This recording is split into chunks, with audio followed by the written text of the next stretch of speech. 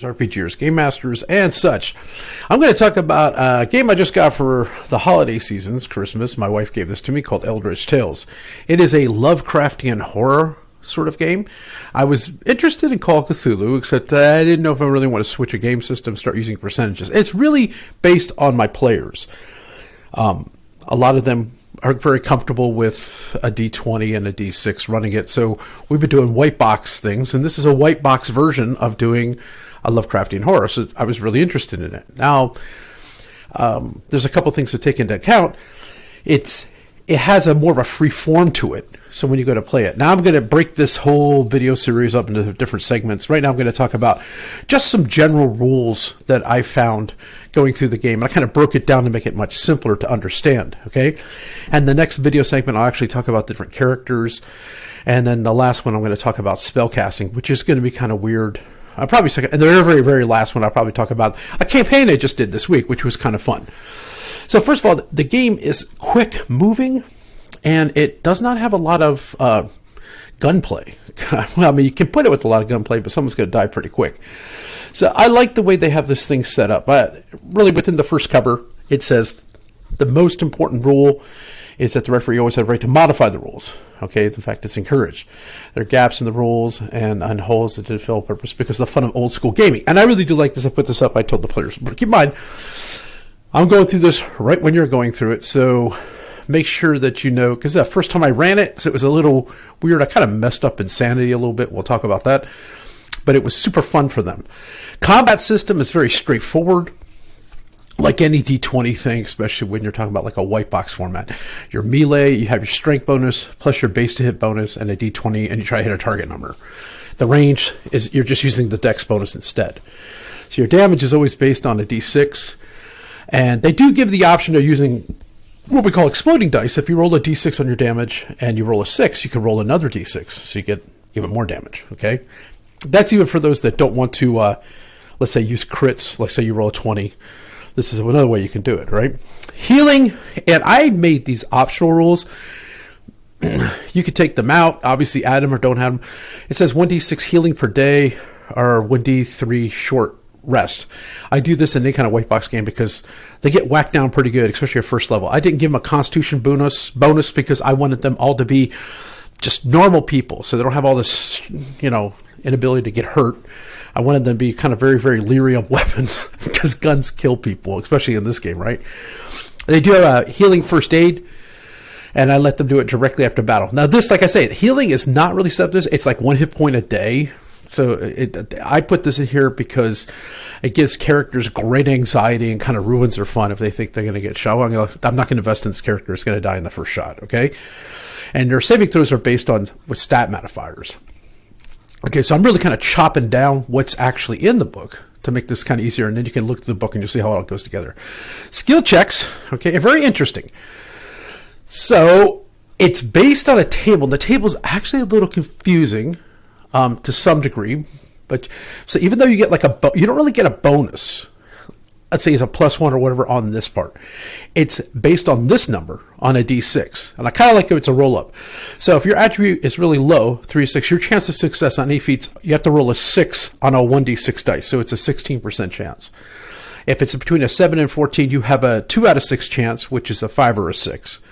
And it's 15 to 18, it's 4 out of 6. Now, you can actually be modified based on its difficulty. Okay?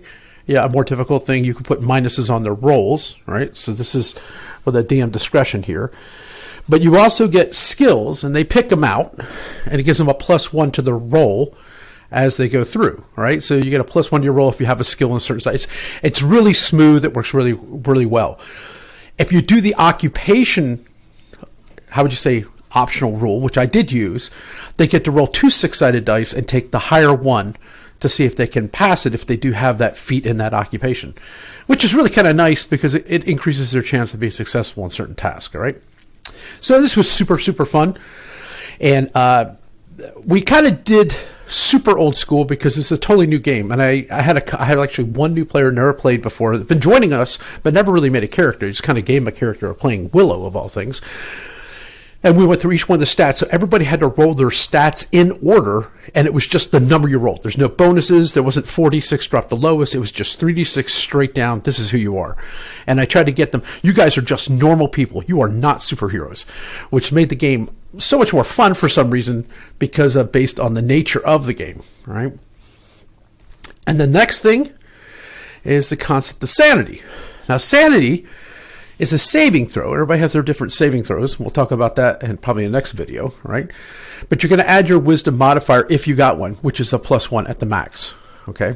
So what they do is that if for some reason you see something that's otherworldly, you roll a saving throw. If you roll a 1 or 2, a natural 1 or 2 on that roll, you suffer temporary insanity. And to show you what that looks like, there is a table for temporary insanity, which kind of looks like this. And this is in the book. Blindness all the way down to a violent outbreak. And this is really awesome because you can have a character bomb a saving throw and immediately you're going to have a problem.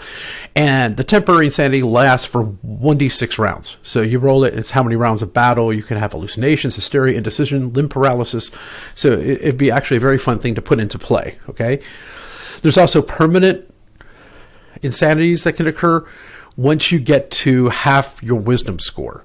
So I'm going to go back to the other things we're talking about what happens here.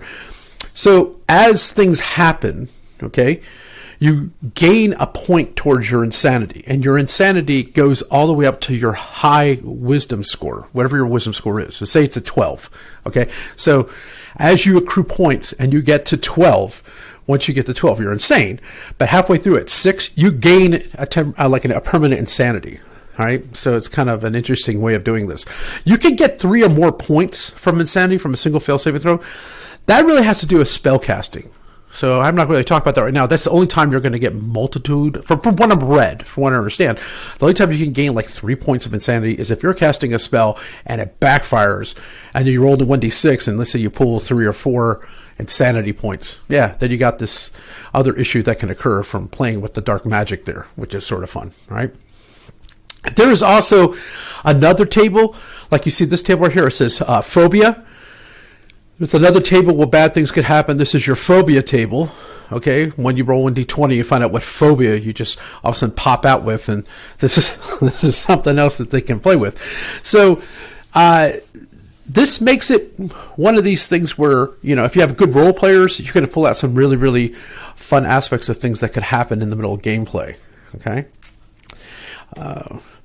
There's also nice descriptions of what all these things are, okay? So just to kind of go through some of these, like blindness, confusion, they're kind of self-explanatory, deafness, fainting, hallucinations, hysteria, indecision. Limb paralysis, I made them like roll 4-sided dice. This happened to one of the characters in the game I was playing, and we found out which limb was affected. It was like his left arm. He was a right arm fighter, so he was actually kind of right. And there's certain permanent ones you can get, like alternate identity, Amnesia Anxiety. This is one that we kind of joked about being fuge. I never heard that before. Actually, it makes me kind of confused. Brief memory loss at a purpose of his actions or her actions, I guess you might say, for 1d6 days. This is sort of a weird thing to get, right? You get some mania, some night terrors, right? So this is actually from the book, so it makes it kind of fun. I thought it was kind of weird, like they did, and then you hit I don't know why they put certain things like in the middle, like, okay, the table's here, just put the tables in the front, and then had all these things described. Well, that's just me. I thought that was... Some of this was like sleepwalking. I mean, different things you could run into, and obviously it can add to your storyline in a very fun way, okay? So once again, you know, as things happen, you are going to have some characters suffer insanity, which makes sense. There is optional rules, too, for actually recovering sanity. In this case, and this is something you can or you want or don't want in your game, depending on how grimdark you're going to make this thing, right? So each week spent in an asylum, because I'm sure back in 1920s, like mental health was such good asylum practices back then, you can gain back 1d6 points. Another one is you have someone that's a psychologist as an occupation, right? And we did roll for occupations. We made them random rolls, like if your tables are doing that. And then you can lower these things by interacting with a psychologist. If you get a new level, you gain 1d3 sanity. It heals their sanity points. That's actually kind of cool. So there's a purpose of leveling up besides just getting hit points. It's actually makes you more sane, okay? And that's something that, makes the game a little more, there's a goal here for leveling. The other thing, too, is that you can sit there and say they can pray, meditate, worship another faith, just like that. I mean, these other things, but that's the DM discretion. So kind of going through it, this is the nuts and bolts kind of the mechanics of the game, all right? And I will now, in the next video, kind of go through talking a little bit about the characters, all right? With that, thank you for listening.